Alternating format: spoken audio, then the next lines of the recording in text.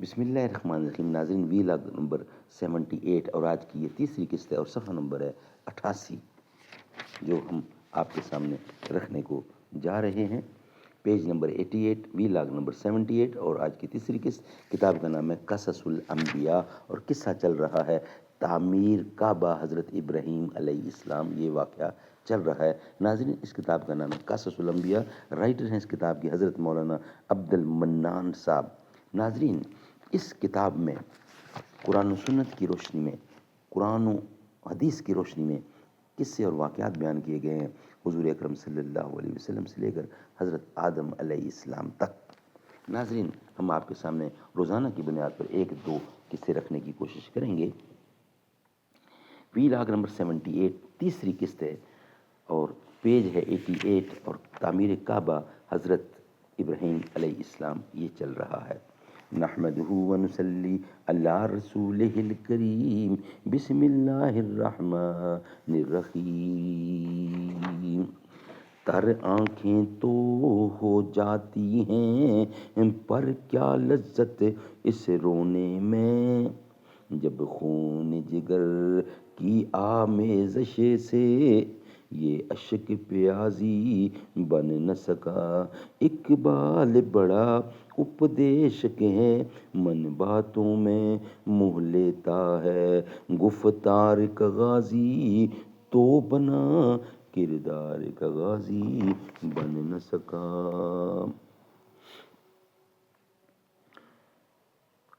اے لوگو، تم پر اللہ تعالیٰ نے حج فرض کیا ہے، لہذا ہر شخص کو اس میں حج کے واسطے آنا ضروری ہے.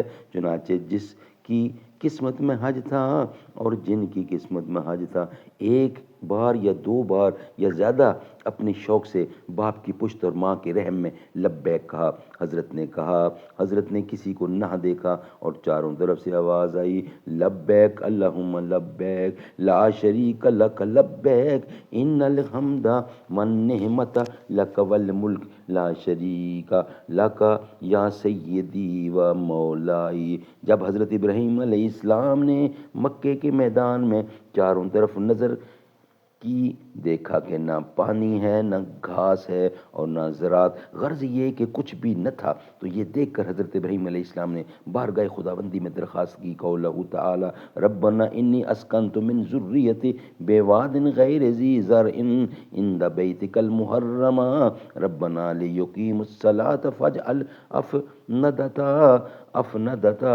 افئدة من الناس تہوی علیہم وارزقہم من الثمرات لعلہم یشکرون. ترجمہ: یا رب، میں نے بسائی ہے ایک اولاد میدان میں جہاں کھیتی نہیں، تیرے ادب والے گھر کے پاس. اے رب، ہم کو قائم رکھ واسطے اپنی نمازوں کے، کیونکہ جو تیرا ہو جاتا ہے اس کا دل تیری طرف ہی جھکتا ہے، اور جو لوگ اس جگہ آباد ہو جائیں تو ان لوگوں کو میووں سے روزی دے تاکہ وہ تیرا شکر زیادہ کریں. حضرت ابراہیم علیہ السلام کا گھر ملک شام میں تھا. بعد تولد حضرت اسماعیل علیہ السلام کے حضرت ابراہیم علیہ السلام نے ان کو ان کی ماں کے ساتھ اس جنگل میں لا کر، جہاں پر اب مکہ مکرمہ ہے، بٹھا کر چلے گئے. پھر رفتہ رفتہ مکہ شہر آباد ہو گیا. اللہ تعالیٰ نے زمزم کا چشمہ نکالا، اس وجہ سے اور زیادہ جلد اس جگہ پر لوگ آباد ہو گئے، کیونکہ یہ زمین کھیتی اور میووں کے درختوں کے واسطے موزوں نہ تھی. اسی کے نزدیک ایک زمین طائف تھی. اس زمین کو زرخیز و سرسبز و شاداب کر دیا تاکہ بہتر سے بہتر میوے وہاں پر ہوئیں اور شہر مکہ مکرمہ میں وہاں سے پہنچے.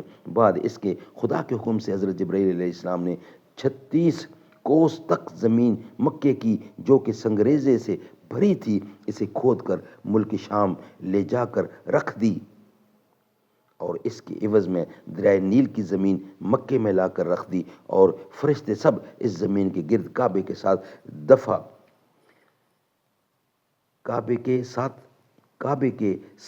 طواف کرتے رہے. اور اس جگہ سے کہ جہاں سے حضرت جبرائیل علیہ السلام نے مٹی کھود کر ملک شام میں پھینکی تھی، لے جا کر اس کا نام طائف رکھا، اس واسطے کہ 7 دفعہ گرد بیت اللہ کے طواف کیا تھا. اب ہر طرف کے میوہ جات طائف میں پیدا ہوتے ہیں۔ اس کے بعد حضرت ابراہیم علیہ السلام نے ملک شام میں جا کر رہائش اختیار کر لی، کیونکہ خدا تعالیٰ نے فرمایا تھا کہ خانہ کعبہ خراب نہ ہوگا، آباد رہے گا۔ اسی واسطے حضرت ابراہیم علیہ السلام نے مہمان سرائے بنائی اور عہد کیا کہ بغیر مہمان کے میں کھانا نہ کھاؤں گا۔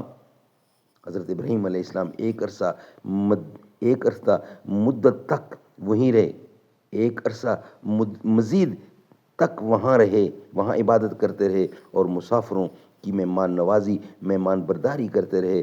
کچھ عرصے گزر جانے کے بعد ایک دن حضرت اسرائیل آدمی کی صورت بن کر آپ کے پاس آئے۔ ناظرین، ویلاگ یہاں ہی ہم کمپلیٹ کرتے ہیں۔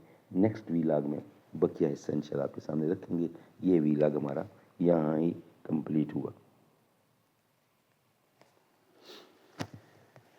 دختر مصطفیٰ سید فاطمہ، رب کی پیاری عطا سید فاطمہ، جان خیر الورا سید فاطمہ، جس نے کی عمر بھر اطاعت کبریا، وہ علی کی وفا سید فاطمہ، لاڈلے جن کے پیارے حسین و حسن، وہ خدا کی رضا سید فاطمہ، رب کی پیاری عطا سید فاطمہ۔